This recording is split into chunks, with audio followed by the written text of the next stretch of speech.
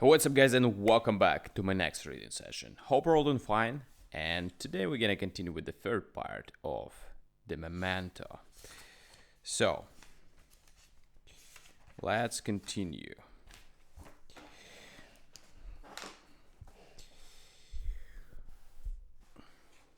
If there is any tears to shed, let them fall for the actress that gets a salary of from 30 or to $45 a week for taking a leading part in a boom show. Bum show. Boom bum boom show. Bum show. She knows she will never do any better, but she hangs on 4 years. she hangs she hangs on for years, hoping for the chance that never comes. And the full place we have to work in, having another girl roll you around the stage by the hind legs in a wheel wheelbarrow chorus in a musical comedy is dignified drama compared with the idiotic things I had to do in the 30 cents. But what I hated most was the man leering and bluffering at your across tables, trying to buy you with Wurzburger or extra dry according to their estimate of your price. And the men in the audiences clapping, yelling, snarling, crowding, writing, riffing, gloating, like a lot of wild beasts with their eyes fixed on you, ready to eat you up if you come in reach of their claws. Oh, how I hate them. Well, I'm not telling you much about myself, Lynn. I had $200 saved up, and I cut the stage the first of the summer. I went over to Long Island and found the sweetest little village that ever was, called Soundport, right on the water. I was going to spend the summer there and study up on elocution, and try to get a class in the fall. There was an old widow lady with a cottage near the beach who sometimes rented a room or two just for company, and she took me in. She had another boarder too, in to the Reverend Arthur's Lily. Yes, he was the headliner. You're on, Lynn. I'll tell you all of it in a minute.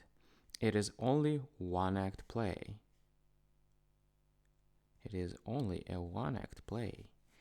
The first time he walked on, Lynn, I felt myself going. The first lines he spoke, he had me. He was different from the men in audiences. He was tall and slim, and you never heard him come in the room, but you felt him.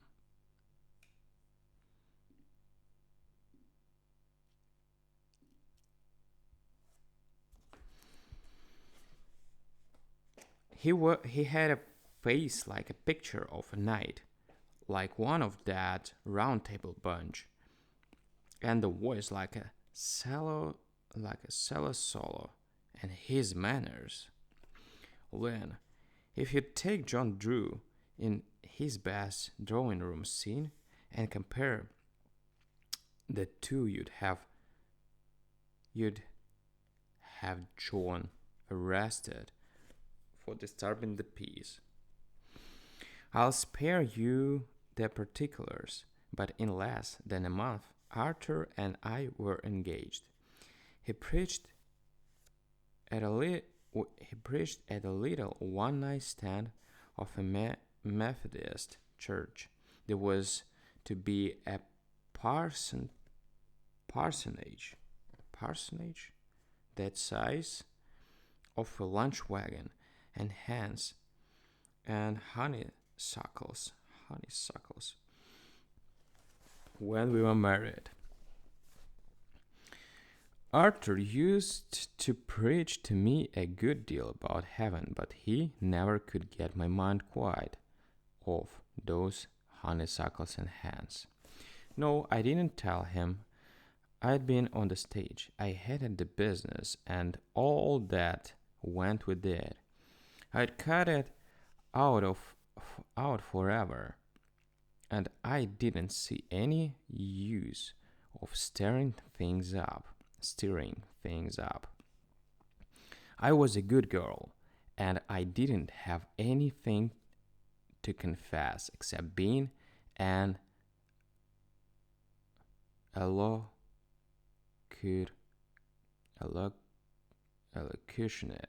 Elocutionist. Who's that? And that was about all the strain my conscience. And that was about all the strain my conscience would stand.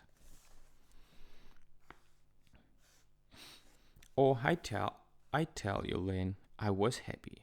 I sang in the choir and attended the sewing society.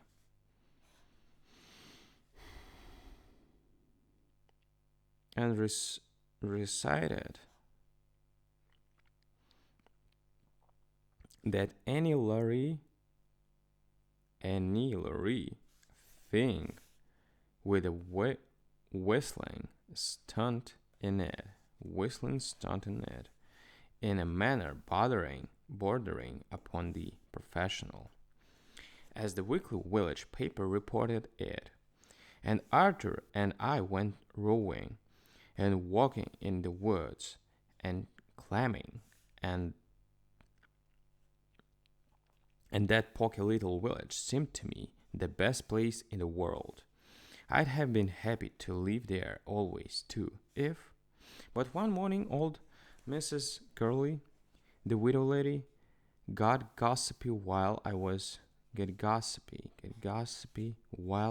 helping her string beans on the back porch, and began to gush information as folks who rent out their rooms usually do. Mr. Liley was her idea of a saint on earth, as he was mine too. She went over all his virtues and graces and wound up by telling me that Arthur had had an extremely romantic love affair not long before that had ended unhappily. She didn't seem to be on to the details, but she knew that he had been hit pretty hard. He was paler and thinner, she said, and he had some kind of remembrance of keepsake of the lady in the little rosewood box that he kept locked in his desk drawer in his study.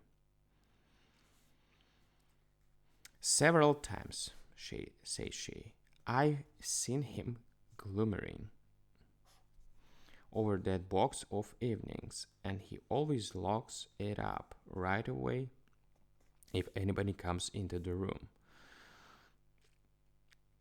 Well, you can imagine how long it was before I got Arthur by the wrist and led him downstage and hissed in his ear. That time afternoon, we were lazing around in the boat among the water lilies at the edge of the bay. Arthur, says I, you never told me you had another love affair. But Mrs. Gurley did. I went on to let him know I knew. I hate to hear a man lie. Before you came, says he, looking me frankly in the eye, there was a previous affection, a strong one. Since you know of it, I'll be perfectly candid with you, candid. I'm waiting, says I. My dear Ida, says Arthur, of course I went by my real name while I was in Southport. This former affection was a spiritual one, in fact, although my lady aroused my deepest sentiments. And was, I thought, my ideal woman. I never met her, and I never spoke to her. It was an ideal love. My love for you, while no less ideal, is different. You wouldn't let that come between us. Alright, guys. The dialogue continues here, and we're gonna figure out what's gonna happen next tomorrow. Thank you for joining me today on this reading session, and see you tomorrow on the next one. Thank you. Bye.